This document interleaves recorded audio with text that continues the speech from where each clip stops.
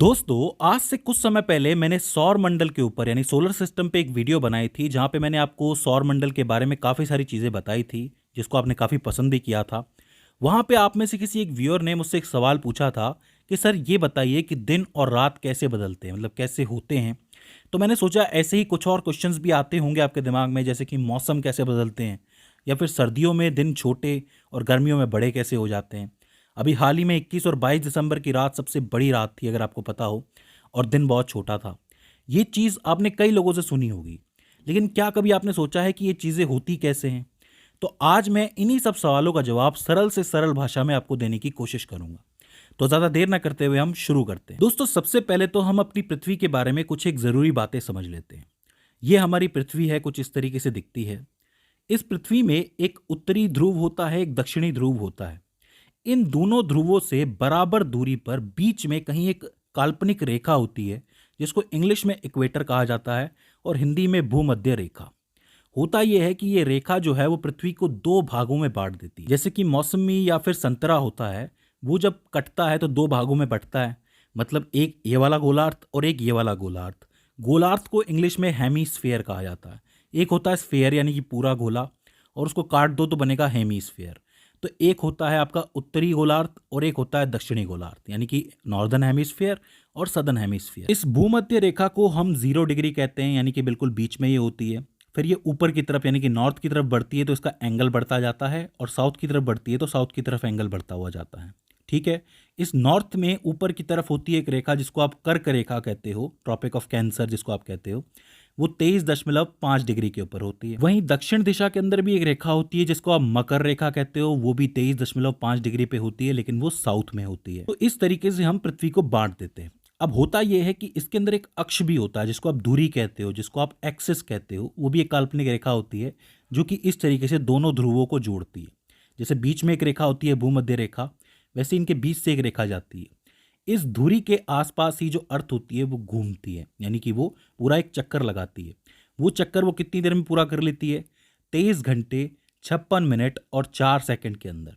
लेकिन हम round figure में कहते हैं कि ये 24 घंटे में एक पूरा चक्कर लगाती है। और इसी चक्कर की वजह से आपके दिन और रात बदलते हैं। मतलब जैसे पृथ्वी है वो सूर्य के सामने है, तो उसके एक हिस्से पर सीधे सनलाइट पड़ रही है, मतलब सूर्य की रोशनी आ रही है, और एक हिस्से पर अंधेरा है।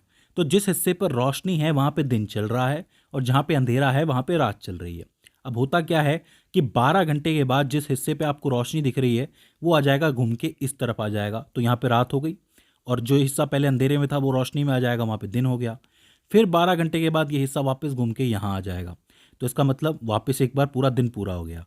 तो 24 घंटे में एक चक्कर पूरा हो गया, तो दिन और रात पूरे हो गए। इसके बाद अगली जरूरी चीज है पृथ्वी की कक्षा, यानी कि पृथ्वी का ऑर्बिट। होता क्या है कि सूर्य के आसपास जो ग्रह होते हैं वो अपनी अपनी कक्षाओं पे घूम रहे होते हैं। हमारी पृथ्वी भी सूर्य के आसपास अपनी कक्षा में घूमती है। अब ये जो कक्षा होती है वो हल्की सी अंडाकार होती है, याद रखना, वो पूरी तरह गोलाकार नहीं होती है, हल्की सी अंडाकार होती है। अब पृथ्वी जो है वो इस जगह से चलती है और फिर पूरे के पूरे अंडाकार ऑर्बिट में घूमते हुए वापस इसी जगह पर आ जाती है। इस बीच वो अपनी दूरी पर 365 बार घूमती है। इसीलिए हम कहते हैं कि एक साल में 365 दिन होते हैं। मतलब ये है कि वो एक जगह से निकली और वापस उसी जगह पे आई, तब तक वो 365 बार अपनी धुरी के ऊपर घूम गई। अब यहाँ से कैच शुरू होता है। कैच ये है कि अगर इसी तरीके से पृथ्वी घूमती रहेगी तो इस हिसाब से तो पूरी धरती पे सिर्फ एक ही सीजन होगा, जिसको हम समर के नाम से जानते हैं, क्योंकि डायरेक्टली सनलाइट पड़ती है और उसकी वजह से सीधे सीधे समर सीजन होना चाहिए। तो क्या दिक्कत है? अब यहाँ पे कैच ये है कि जो हमारी धरती है वो इस तरह सीधी नहीं है, वो तकरीबन 23.5 डिग्री तक झुकी हुई है। 23.5 जिसको आप कह सकते हो। ऐसा माना जाता है, एक थ्योरी ये है कि कोई बहुत बड़ा एस्टेरॉयड कभी पृथ्वी की तरफ आया होगा और वो आके पृथ्वी से टकराया होगा, और उसी वजह से पृथ्वी के अंदर ये टिल्ट पैदा हो गया। टिल्ट का मतलब होता है झुकाव, यानी कि 23.5 डिग्री का झुकाव। लेकिन धरती का ये जो झुकाव है वो पृथ्वी के लिए एक वरदान की तरह साबित हुआ, क्योंकि इसी वजह से हमारी पृथ्वी के ऊपर जो मौसम है वो बदलते हैं।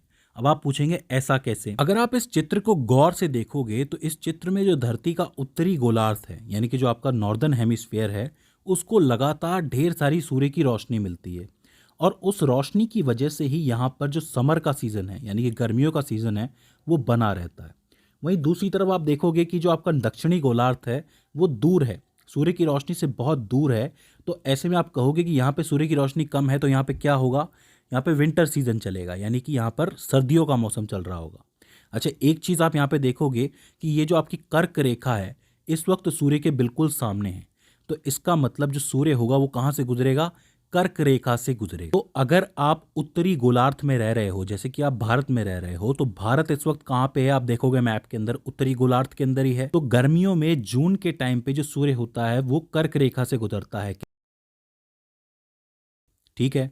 वहीं अगर आप इस चित्र को यहाँ ले आओगे, मतलब दूसरी तरफ जब धरती घूम के आती है 6 महीने के बाद, अराउंड दिसंबर के टाइम पे, तो दिसंबर के टाइम पे क्या होता है कि जो आपका उत्तरी गोलार्ध है वो दूर हो जाता है सूर्य से। आप दूरी देख सकते हो कि इस पर कम से कम सनलाइट पड़ती है। वहीं दूसरी तरफ जो साउथ वाला हिस्सा है आपका, सदर्न हेमिस्फीयर जिसको आप कह रहे हो, दक्षिणी गोलार्ध, इसके ऊपर ज़्यादा से ज़्यादा सनलाइट पड़ती है। तो इस समय यहाँ पे क्या होगी, गर्मी, और यहाँ पे उत्तरी गोलार्ध में क्या होगी, सर्दी। मतलब जैसे यहाँ पे अभी दिसंबर चल रहा है तो दिसंबर के अंदर सर्दी पड़ रही है यहाँ पे, तो इसका मतलब पोजीशन ये है इस वक्त। वहीं अगर आप ऑस्ट्रेलिया के अंदर चले जाओगे जो कि आपका दक्षिणी गोलार्ध में है, वहाँ पे इस वक्त क्या पड़ रही होगी, गर्मी पड़ रही होगी, आप लोग मैप में देख सकते हो। तो इस तरीके से एक जगह पे सर्दी और एक जगह पे गर्मी पड़ती है। अगर उत्तरी गोलार्ध में गर्मी पड़ रही है तो दक्षिणी गोलार्ध में सर्दी पड़ेगी, और अभी उत्तरी गोलार्ध में जैसा सर्दी पड़ रही है तो इसका मतलब दक्षिणी गोलार्ध में गर्मी पड़ रही होगी। तो इस तरीके से यहाँ पे सीजन बदलते हैं। अच्छा, अब एक क्वेश्चन और बचता है कि दिन लंबे और छोटे कैसे होते हैं, तो इसका जवाब भी इसी के अंदर मिलेगा। क्योंकि हम भारत में रह रहे हैं और भारत जो है वो उत्तरी गोलार्ध में है, नॉर्दर्न हेमिस्फीयर में है, ठीक है। अब होगा क्या कि यहाँ पे जून में गर्मी पड़ेगी। अब गर्मी के टाइम पे आप देख सकते हो कि ये एरिया कितना ज़्यादा है, ये एरिया ज़्यादा है, इसका मतलब यहाँ पे जो डे लाइट है, मतलब सनलाइट है, वो ज़्यादा देर के लिए पड़ेगी, मतलब 12 घंटे से भी ज़्यादा के लिए पड़ेगी। तो इसका मतलब गर्मियों में दिन लंबे हो जाते हैं और रातें छोटी हो जाती है। क्यों? क्योंकि रात का एरिया बहुत कम है।